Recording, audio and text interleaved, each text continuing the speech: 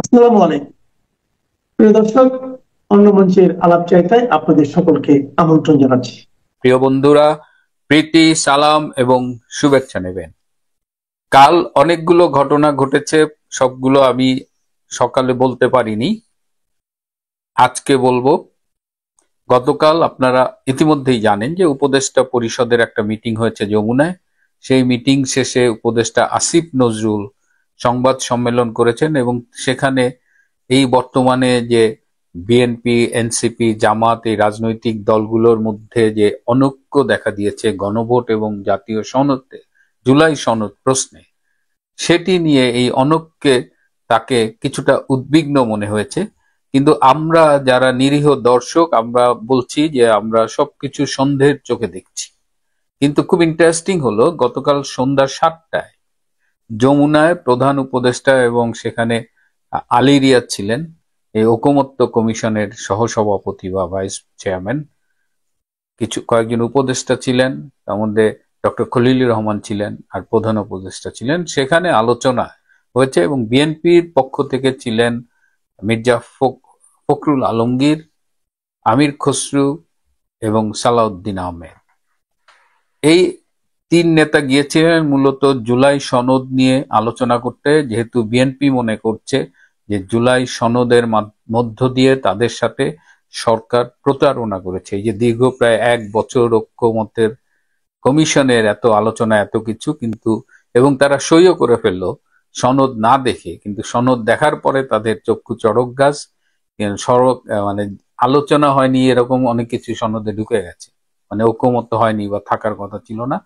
যাই হোক, বিএনপি যখন এই বিষয়গুলো বলছিল, আলী রিয়াজ তো আসলে এগুলো করেননি, সংবিধানের সহ জানেন না। তিনি হয়েছেন সংবিধান সংস্কার কমিটির চেয়ারম্যান, ঐকমত্য পরিষদের ভাইস চেয়ারম্যান। সো বেসিক্যালি সে তো সিআর ইমপ্লান্ট, তাকে এখানে পাঠানোই হয়েছে। তার হাতে একটা সংবিধানের খসড়া আগেই ধরায় দেওয়া ছিল। এই গণভোট টনভোট এগুলো সবকিছু আগের প্ল্যান, সে সেগুলো প্রডিউস করেছে। কিন্তু বিএনপি কে তো নাকে দড়ি দিয়ে ঘুরাইছে, বিএনপি কে মূলা দিছে, ক্ষমতায় দিবে, এই সে এগুলো অনেকবার বলেছি। কালকে যখন বিএনপি কমপ্লেইন করছিল, তখন আলী রিয়াজ বলেছেন যে আপনারা স্টুপিডের মতো কথা বলবেন না। ক্যান ইউ থিঙ্ক, আমাদের তিনজন মুরব্বী জাতীয় নেতা, তাদের একজন মার্কিন, তিনি একটা ইউনিভার্সিটির অধ্যাপক, সেই ইউনিভার্সিটির নামটা আপনারা একটু খুঁজে দেখবেন, মানে তেমন নাম করা না ইউনিভার্সিটি। আমাদের এইসব দেশে প্রচুর ইউনিভার্সিটি আছে এবং ইউনিভার্সিটির র্যাঙ্কিং আছে, গ্রেডিং আছে। তো মোটামুটি একটা নিম্নমানের ইউনিভার্সিটির প্রফেসর, বেসিক্যালি সিআই এর দালালি করতে, সিআই এর টাকা খেয়ে এখানে আসছিল। সে আমাদের এই মুরব্বী নেতাদের বলতেছে যে স্টুপিডের মতো কথা বলবেন না। এই স্টুপিড গালিটাও তারা হজম করছে। এখন যেটা হয়েছে যে এই যে বিএনপি তিনজন গেছে, এই তিনজন কি আসলেই ফুললি কমিটেড টু বিএনপি? আমি বারবার এই কথাটা বলছি, কারণ এটা বিএনপির একটু একটু ইনভেস্টিগেট করে দেখতে হবে। আমি আমির খসরু এবং সালাউদ্দিন আহমেদকে বিএনপির দিকে রাখতে রাজি, কিন্তু আমি মির্জা ফখরুল আলমগীরের ব্যাপারে আমি নিজেও খুব কনফিডেন্ট না, এবং আমি বিএনপিকে বলবো তার ভূমিকাগুলো একটু ইনভেস্টিগেট করে দেখবেন। এবং তিনি যে বলেছেন যে এই যে বঙ্গবন্ধুর ছবি রাখা, আমরা বললাম বঙ্গবন্ধুর ছবি টানানো বাদ দিতে হবে, অথচ এটা জুলাই সনদে নাই, কেন নাই? এটা তিনি ইচ্ছে করেই বলেছেন, এবং এইটা এমন একটা যুক্তি যে এটা অনায়াসে আলী রিয়াজ বা ডক্টর ইউনূসের পক্ষে মেনে নেওয়া সম্ভব। তখন তারা বলবে এই যে আমরা মির্জা ফখরুলের দাবি মেনে নিয়েছি। কিন্তু মূল যে সমস্যাটা, যে সংবিধান সংস্কার ছাড়া এই গণভোটের মাধ্যমে সংবিধানের একদম আমূল চরিত্র বদলে দেওয়া হয়, এই জায়গাটায় বিএনপির অনেকেরই একটা স্ট্যান্ড আছে যে না, এটা সংসদে হতে হবে, এটা এভাবে গণভোটের মাধ্যমে হবে না। কিন্তু ষড়যন্ত্র তো অন্য জায়গায়। যাই হোক, এই জায়গায় যখন হচ্ছে, তখন বিএনপির তৃণমূলের কিছু খবর আমি পেয়েছি যে বিএনপি একদিকে যখন প্রচারিত মনে করছে, ডক্টর ইউনূস যখন নির্বাচন নিয়ে টাল বাহানা করছে, তখন বিএনপির তৃণমূল মনে করছে যে বিএনপির কেন্দ্রীয় নেতাদের ইউনূসের কাছে বা ইউনূসের সাথে এই যে হাত, মানে একেবারে হাত কাচুমাচু করে যাওয়া, ইউনূসের মুখের জিয়াউর রহমানকে খুঁজে পাওয়া, এগুলো বাদ দিয়ে বিএনপির উচিত হবে ইউনূসের বিরুদ্ধে আন্দোলন করে নির্বাচনের দাবি আদায় করা। সো তৃণমূল এই মুহূর্তে অনেকখানি আন্দোলনমুখী, এবং এই প্রেশারটা বিএনপির কেন্দ্রীয় নেতৃবৃন্দের উপরে কিন্তু পড়া শুরু করেছে। এদিকে আরো একটা ইন্টারেস্টিং বিষয় যে আজকে দেখলাম প্রেস কনফারেন্স করেছেন এহসানুল হক মিলন, যে কেন তাকে বিদেশে যেতে দেওয়া হলো না। তিনি একটু জেনে খারাপই লাগলো যে তিনি আসলে ব্যাংককে চিকিৎসা করছিলেন, চিকিৎসার মাঝখানে তিনি সাংগঠনিক প্রয়োজনে এসেছিলেন এবং 4 দিন থেকে তিনি আবার ফিরে যাওয়ার কথা, কিন্তু তিনি এয়ারপোর্টে গিয়ে দেখলেন তার দেশ থেকে নিষেধাজ্ঞা রয়েছে। এটা কি এহসানুল হক মিলনের বিচ্ছিন্ন কোনো ঘটনা, ব্যক্তিগত কোনো বিষয় না? আপনাদের জ্ঞাতার্থে জানাচ্ছি যে আজকে সকালে বিএনপির স্থায়ী কমিটির সদস্য আমির হোসেন খসরু দেশ ত্যাগের জন্য, বিদেশে যাওয়ার জন্য ঢাকা আন্তর্জাতিক বিমানবন্দরে গিয়েছিলেন। আমির খসরুকেও ফিরিয়ে দেওয়া হয়েছে এবং এই নিউজটি কোনো প্রচার মাধ্যমে, গণমাধ্যমে আসেনি। এটা একদম ব্ল্যাক আউট করা হয়েছে, কিন্তু আমির খসরু যেতে পারেননি। এবং আমির খসরু যে যেতে পারেননি এই সংক্রান্ত ভিডিও ফুটেজ এগুলো সব সংরক্ষণ করে রাখা হয়েছে। কেন এহসানুল হক মিলনের পরে আমির খসরুকে বিদেশে যেতে দেওয়া হলো না? বিএনপির নেতৃবৃন্দকে কি তাহলে দেশের মধ্যে কনফাইন করে ফেলা হচ্ছে? তাদের দেশ থেকে নিষেধাজ্ঞা অদৃশ্য, অলিখিত বা এয়ারপোর্টে নিষেধাজ্ঞা চলে গেছে? এই জায়গাগুলো আমাদের একটু জানতে হবে। এবং বিএনপির নেতৃবৃন্দের দেশ ত্যাগ নিয়ে যদি এরকম ঘটনা হয়, তাহলে লন্ডন থেকে তারেক রহমানের দেশে আসা নিয়ে কি হতে পারে, সেটা নিয়ে আবার একটা অনিশ্চয়তা তৈরি হয়েছে। এদিকে বিএনপির এই করুণ দশায় একদিকে সনদে স্বাক্ষর করেছে, আবার বলছে যে জুলাই সনদ নিয়ে তাদের সাথে প্রতারণা করা হয়েছে, ইউনূস সরকার তাদের সাথে প্রতারণা করেছে। এটা নিয়ে এই যে ন্যাশনাল সিটিজেন্স পার্টি, যাদের অনেকে বাচ্চা কাচ্চাদের পার্টি বা চিলড্রেন্স পার্টি বলে, তারা আবার বিএনপিকে ঠেস দিয়ে বলতেছে যে কাবিন হয়ে গেছে, এখন বললেই হবে না সংসার করব না, সংসার করতে হবে। কিন্তু এরা যে আসলে নাদান, এরা যে আসলে বাচ্চা কাচ্চা, সেটা এই স্টেটমেন্টের মধ্যে দিয়ে বোঝা যায়। এটা বলে তারা আবার খুব খুশি, এবং দেখলাম কয়েকজন এটা বলতেছে, ফেসবুকেও ভাইরাল। কিন্তু এই নাদান বাচ্চারা জানে না যে কাবিন তো কাবিন, বিয়ে করে ঘর সংসার করেও সেই সম্পর্ক থেকে বেরিয়ে আসা যায়।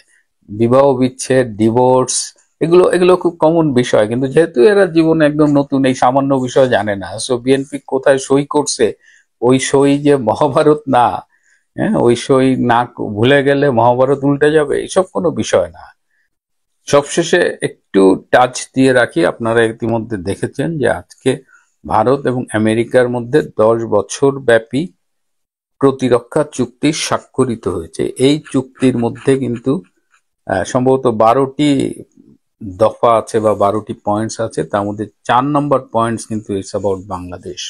এই চুক্তি সম্পর্কে বিস্তারিত জানলে আপনাদের সাথে কথা বলবো, কিন্তু আমি বারবার বলার চেষ্টা করেছি যে বাংলাদেশের বাইরেও বাংলাদেশকে কেন্দ্র করে আন্তর্জাতিক অঙ্গনে বেশ কিছু হিসেব নিকেশ হচ্ছে, এবং এই যে ভারতের সাথে আমেরিকার প্রতিরক্ষা চুক্তি, ভারতের বাণিজ্য মন্ত্রী এই মুহূর্তে আমেরিকায়, ভারতের সাথে আমেরিকার বাণিজ্য চুক্তি, ট্যারিফ, এই বিষয়গুলো নিয়েও খুব তাড়াতাড়ি, সম্ভবত আগামীকাল বা এরকম এমন হতে পারে, বা খুব তাড়াতাড়ি তাদের বাণিজ্য চুক্তিটাও এবং ট্যারিফের বিষয়টাও সলভ হয়ে যাবে। এবং ভারত আমেরিকার অবস্থানটা ক্লিয়ার হওয়ার পরে বাংলাদেশের, আমাদের এই বাংলাদেশের আভ্যন্তরীণ রাজনীতিতে তো বিদেশি কিছু হস্তক্ষেপ কাজ করছে, সেটা নতুন শেপ নেবে। আমি বলছি ডক্টর ইউনূস এই যে মার্কিন পুতুল বা মার্কিন দালাল বিনা শর্তে বাংলাদেশকে তুলে দিচ্ছে, কিন্তু এরপরেও কেন জানি আমেরিকা ডক্টর ইউনূসের উপরে হ্যাপি না, তারা ইউনূসের বিকল্প খুঁজছে। এই বিষয়গুলো নিয়ে আমি পরে কথা বলবো। আপাতত বিএনপিকে নিয়ে যে কথাগুলো বললাম আপনারা খেয়াল রাখবেন। বিএনপি মাইন্ডকার চিপায় পড়ছে, বিএনপি তৃণমূল আন্দোলনমুখী হচ্ছে, বিএনপির কেন্দ্রীয় নেতৃবৃন্দ 2 ভাগে বিভক্ত, এক ভাগ বিএনপির স্বার্থে বিএনপি রাজনীতি করে, আর এক ভাগ ডক্টর ইউনূসের দালালি করছে। এবং কারা করছে ডক্টর ইউনূসের দালালি, এইটা আপনারা খেয়াল রাখবেন। তারা ইতিমধ্যেই কিন্তু তাদের কথাবার্তায় সেটা প্রমাণও দিয়ে দিয়েছে। আপনারা ইতিমধ্যে অনেকেই হয়তো জেনেছেন যে ভারত এবং আমেরিকার মধ্যে মালয়েশিয়ার রাজধানী কুয়ালালামপুরে গতকাল একটি প্রতিরক্ষা সহযোগিতা চুক্তি স্বাক্ষরিত হয়েছে। এই চুক্তিটি এমন একটি সময়ে স্বাক্ষরিত হলো যখন বাংলাদেশ একটি যুদ্ধাবস্থার মুখে রয়েছে, যখন বাংলাদেশে প্রতিনিয়ত পাকিস্তানের সেনাবাহিনীর ঊর্ধ্বতন অফিসাররা এসে ধর্ণা দিচ্ছে, যখন বাংলাদেশকে নিয়ে বিশ্বমোড়ল আমেরিকা একটি নতুন প্ল্যান করেছে, যখন বাংলাদেশকে 1971 সালের পরাজিত শক্তিরা, মৌলবাদী শক্তিরা যখন বাংলাদেশকে গ্রাস করার চেষ্টা করছে। আজকে আমার এই ভিডিওতে আমি মূলত এই বিষয়টি আলোচনা করতে চাই যে ভারত এবং আমেরিকার মধ্যে প্রতিরক্ষা সহযোগিতা চুক্তিটির তাৎপর্য কী এবং বাংলাদেশে তার প্রভাব কী হতে পারে। দেখেন, আমরা সবাই যারা ইতিহাস সচেতন আমরা জানি 1971 সালে আমাদের দেশে যখন মহান মুক্তিযুদ্ধ চলে তখন ভারত আমাদের পাশে ছিল, আমাদের 1 কোটি মানুষকে আশ্রয় দিয়েছে, মুক্তিযোদ্ধাদেরকে ট্রেনিং দিয়েছে, অস্ত্র দিয়েছে, খাবারের ব্যবস্থা করেছে। আমাদের যে প্রবাসী সরকার বাংলাদেশের 1971 সালের এপ্রিল মাসের 10 তারিখে যেই সরকার গঠিত হয়, যারা 17 এপ্রিল বৈদ্যনাথ তলার মুজিবনগরে যে শপথ নিয়েছিলেন, সেই সরকার কিন্তু মূলত ভারত থেকে পরিচালিত হয়েছিল। ভারত সরকার সেই প্রবাসী সরকারকেও অ্যাকোমোডেট করেছিল। সেই ভারত যখন তার পেটের ভিতরে বাংলাদেশে যুদ্ধ হয়েছিল তখন দেখা গেল রাশিয়া বাংলাদেশের সমর্থনে আর আমেরিকা পাকিস্তানের সমর্থনে, চীনও পাকিস্তানের সমর্থনে। কারণ চীন এবং ভারতের মধ্যে বৈরিতার কারণে পাকিস্তানের শত্রু মানে ভারতের শত্রু চীনের মিত্র, সেই জন্য তখন চীনকে আমরা দেখেছি পাকিস্তান শিবিরে যোগ দিতে। এমতো অবস্থায় পাকিস্তান সেনাবাহিনী যে অস্ত্র, গোলা বারুদ, যেই সব যুদ্ধ সরঞ্জাম পেয়েছে তার বেশিরভাগই এসেছে আমেরিকা থেকে। এই আমেরিকান সরকার টোটালি ভারত এবং পাকিস্তানের মধ্যে, 2টি দেশের মধ্যে পাকিস্তানকেই তখন বেছে নিয়েছিল এবং সেই সময়ে ভারত মূলত এই ওয়াটসো জোট যেটা ছিল, অর্থাৎ রাশিয়ার নেতৃত্বে যে জোট ছিল, সেই জোটের সমর্থক ছিল। তো আমেরিকার যুদ্ধ সরঞ্জাম দেওয়া, গোলা বারুদ দেওয়া এবং পাকিস্তানকে সমর্থন করা ভারতের জন্য একটা কঠিন বিষয়, চ্যালেঞ্জ ছিল। তখন ভারত কি করলো, 1971 সালে ইন্দিরা গান্ধী রাশিয়াতে গেলেন। রাশিয়াতে গিয়ে ভারতের মধ্যে এবং রাশিয়ার মধ্যে একটি মৈত্রী চুক্তি করলেন। সেই মৈত্রী চুক্তির বিষয়টা ছিল যে ভারত যদি কোনো রাষ্ট্র দ্বারা আক্রান্ত হয়, অর্থাৎ ভারত যদি টেরিটোরিয়াল ইন্টিগ্রিটি নিয়ে যদি কোনো সমস্যায় পড়ে, ভারতের যে সীমারেখা, এই সীমারেখার ভিতরে যদি কোনো রাষ্ট্র যুদ্ধে জড়ায়, তাহলে রাশিয়া সরাসরি ভারতকে সহযোগিতা করবে, এমনকি সেনাবাহিনী দিয়ে যুদ্ধ করতেও প্রস্তুত থাকবে। এই চুক্তিটি হওয়ার পর ভারত সরাসরি বাংলাদেশকে স্বীকৃতি দেয় এবং বাংলাদেশের যে মুক্তিযোদ্ধাদের সাথে সরাসরি স্থল, নৌ এবং আকাশপথে যুদ্ধে অংশগ্রহণ করে।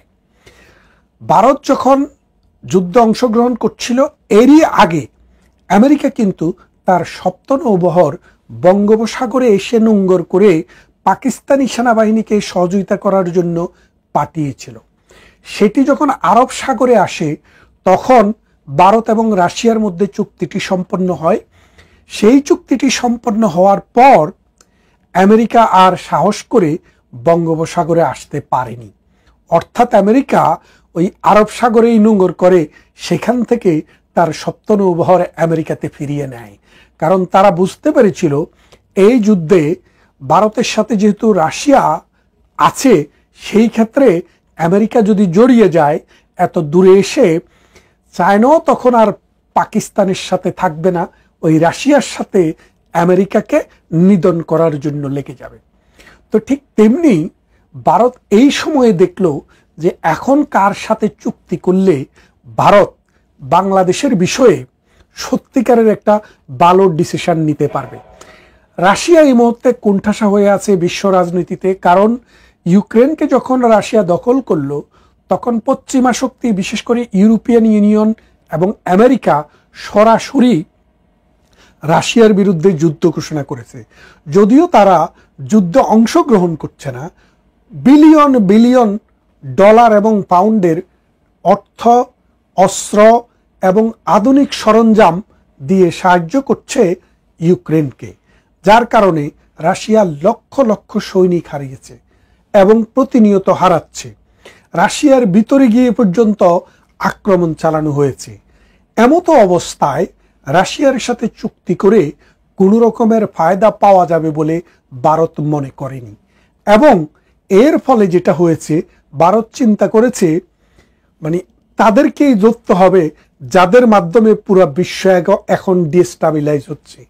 সেই জন্য ভারত তার ট্রেডিশনাল যে মিত্র রাশিয়াকে বাদ দিয়ে আমেরিকার সাথে, রাজনাথ সিং আমেরিকার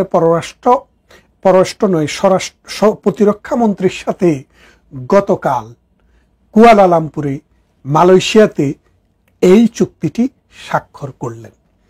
এই চুক্তির মূল কথা হচ্ছে, ভারত তার প্রতিরক্ষা বিষয়ে তার কোনো অস্ত্রশস্ত্র যদি দরকার হয়, তার যদি বুদ্ধির দরকার হয়, তার যদি প্রযুক্তির দরকার হয়, তাহলে ভারতের সাথে আমেরিকা কোঅপারেট করবে। অন্যদিকে আমেরিকা কি চায়? আমেরিকা তো মধ্যপ্রাচ্যটা দখল করে রেখেছে, দক্ষিণ পূর্ব এশিয়াটাও দখল করতে চায়। এখন ভারতের কথা হচ্ছে, তুমি মধ্যপ্রাচ্য নিয়ে থাকো, তুমি ইউরোপ নিয়ে থাকো, আফ্রিকা নিয়ে থাকো, তুমি আমার এই দক্ষিণ পূর্ব এশিয়াতে, বিশেষ করে আমার বে অফ বেঙ্গলে হাত বাড়িও না। আমি তোমাকে মধ্যপ্রাচ্যে তোমার কোনো যুদ্ধ হলে আমি সহযোগিতা করব, দূর প্রাচ্যে তোমার কোনো যুদ্ধ হলে আমরা সহযোগিতা করব, এবং আমরা তোমাদের সাথে প্রতিরক্ষা কোঅপারেশন করব। এখন আমেরিকা কি দেখলো? আমেরিকা দেখলো যে আমেরিকার ট্রেডিশনাল বন্ধু ছিল এখানে পাকিস্তান। আপনারা জানেন যে প্রতি বছর পাকিস্তানকে আমেরিকা কোটি কোটি টাকা সহযোগিতা করত, প্রতিরক্ষা সহযোগিতা, অর্থনৈতিক সহযোগিতা এবং বিনিয়োগ সহযোগিতা আমেরিকা করত, যার বিনিময়ে তারা আফগানিস্তানটাকে দখল করার ক্ষেত্রে এই পাকিস্তানের সহযোগিতা পেয়েছিল। পরবর্তীতে প্রমাণিত হলো, যেই তালেবানের বিরুদ্ধে যুদ্ধ আমেরিকা করছে, ইউরোপ করছে, ব্রিটেন করছে, সেই তালেবানের বিরুদ্ধে যে যুদ্ধ ঘোষণা তারা করেছিল, সেই তালেবানকে পাকিস্তান নিজের ঘরে ট্রেনিং দিচ্ছে, অস্ত্র দিচ্ছে এবং খাইয়ে পরিয়ে ব্রিটিশ আমেরিকার বিরুদ্ধে যুদ্ধ করার জন্য তৈরি করেছে। তারপর আমেরিকা এবং আমেরিকা এবং পাকিস্তানের সম্পর্কটি টোটালি দোষে যায়। দোষে যাওয়ার পর যখন লাদেন ইস্যু আসে, এই ওসামা বিন লাদেনকে আমেরিকা খুঁজছে বহুদিন থেকে, এবং পাকিস্তান লাদেনকে কোনো রকমের স্পেস দিবে না, জায়গা দিবে না, এবং লাদেনকে খুঁজে পেতে সহযোগিতা করবে। এই সত্ত্বে আমেরিকার কাছ থেকে বিলিয়ন বিলিয়ন টাকা নিয়েছে। নেওয়ার পর লাদেনকে আমেরিকা আবিষ্কার করলো কোথায় গিয়ে?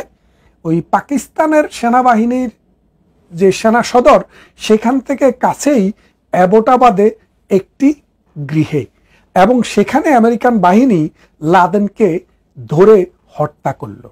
তাহলে আপনি ব্যাপারটা বোঝেন যে আমেরিকার কাছ থেকে টাকা নিচ্ছে লাদেনকে ধরার জন্য, আমেরিকার কাছ থেকে টাকা নিয়েছে যে তালেবানকে শেষ করার জন্য, আর ভেতরে ভেতরে তালেবানকে অস্ত্র দিচ্ছে এবং সহযোগিতা করছে।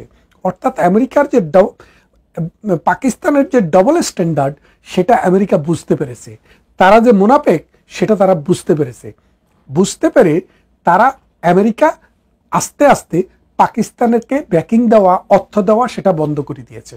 যখনই পাকিস্তানকে আমেরিকা টাকা দেওয়া বন্ধ করলো, তখন এই পাকিস্তানের রিজার্ভের পরিমাণ হয়ে গেল 0। তারপর তারা দুবাই এবং সৌদি আরব থেকে $6 বিলিয়ন লোন করে তাদের ফরেন কারেন্সির রিজার্ভটা 6 বিলিয়নের রেখেছে। তার মানেটা কি? যে পাকিস্তানের সাথে পরীক্ষিতভাবে যে একটা রাজাকার শক্তি, পাকিস্তান যে পরীক্ষিতভাবে একটা মুনাফেক শক্তি, সেটা আমেরিকা দেখেছে। দেখার পর আস্তে আস্তে আমেরিকা শিফট করে ভারতের দিকে চলে গেছে। কেন চলে গেল? কারণ চায়না হচ্ছে আমেরিকার ভবিষ্যৎ কম্পিটিটর, আর চায়নার সাথে তো রাশিয়ার রয়েছেই, নর্থ কোরিয়ার রয়েছেই। সেই কারণে আমেরিকা চায় যে এই দক্ষিণ পূর্ব এশিয়াতে তাদের যদি রাজত্ব করতে হয়, তাদের যদি আধিপত্য বাজিয়ে রাখতে হয়, তাহলে তাদেরকে এমন একটি শক্তি লাগবে যারা ডেমোক্রেটিক, সেকুলার এবং যারা মুনাফেক, পাকিস্তানের মতো মুনাফেক নয়। তারপর তারা ভারতের সাথে বন্ধুত্ব করলো। ভারতের সাথে বন্ধুত্বের আরেকটি বড় কারণ হচ্ছে মুক্তবাজার অর্থনীতি যে কনজিউমার, এই কনজামশনের ক্ষেত্রে ভারতের লোক সংখ্যা পৃথিবীর সবচেয়ে বেশি, চায়নার থেকেও বেশি, প্রায় 150 কোটির মতো।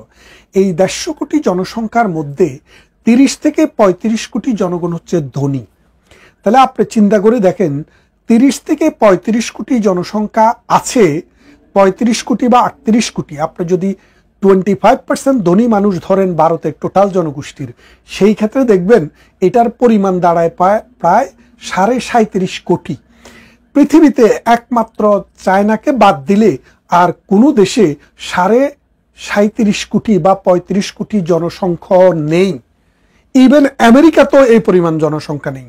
অর্থাৎ আমেরিকার টোটাল জনসংখ্যার সমান মানুষ ভারতের ধনী। তাহলে এখন আমেরিকার যে বড় বড় কোম্পানি, যারা মনে করেন যে পারফিউম তৈরি করে, যারা অস্ত্র তৈরি করে, যারা খাবারের দ্রব্য তৈরি করে, প্রাণী উৎপাদন করে, এই উৎপাদনকারী যারা কিনবে, তাদের মধ্যে ভারতের চাইতে বেশি কিনতে পারে এমন কোনো দেশ পৃথিবীতে নেই। চায়নাকে সেই বিশ্বাস তারা করতে পারে না, কারণ আমেরিকা যেটাই বানায়, চায়না সেটাকে আমাদের জিঞ্জিরা কোম্পানির মতো নকল করে তাদের মার্কেটে বানায়। সেই জন্য চায়নার সাথে সেই বন্ধুত্বটি, সেই মার্কেটটি কখনো আমেরিকা পাবে না। এমতো অবস্থায় আমেরিকার পক্ষে ভারতকে না বলা, ভারতের সাথে সম্পর্ক খারাপ করা কোনো রকমেই সম্ভব নয়।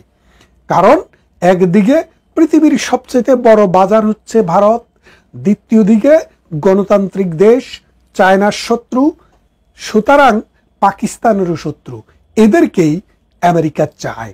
সেই জন্য শেষ পর্যন্ত বাংলাদেশের বিষয়টি ভারতের হাতে ছেড়ে দিয়েও ভারতের সাথে চুক্তি করার জন্য আমেরিকা রাজি হলো। এই চুক্তির ফলে বাংলাদেশে কি হতে পারে?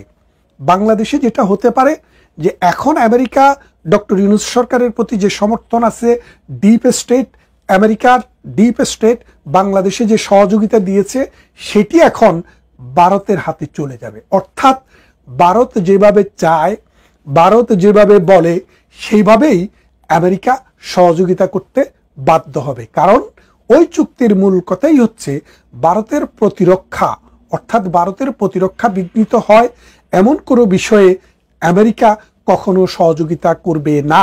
তাহলে ভারত মনে করে যে বাংলাদেশে যদি মৌলবাদী শক্তির উত্থান হয়, বাংলাদেশে যদি 71-এর পাকিস্তানপন্থী শক্তির উত্থান হয়, বাংলাদেশে যদি জঙ্গি শক্তির উত্থান হয়, তাহলে ভারতের সিকিউরিটির জন্য থ্রেট। সেই জন্যই ভারত আমেরিকার সাথে এই চুক্তিটি করেছে।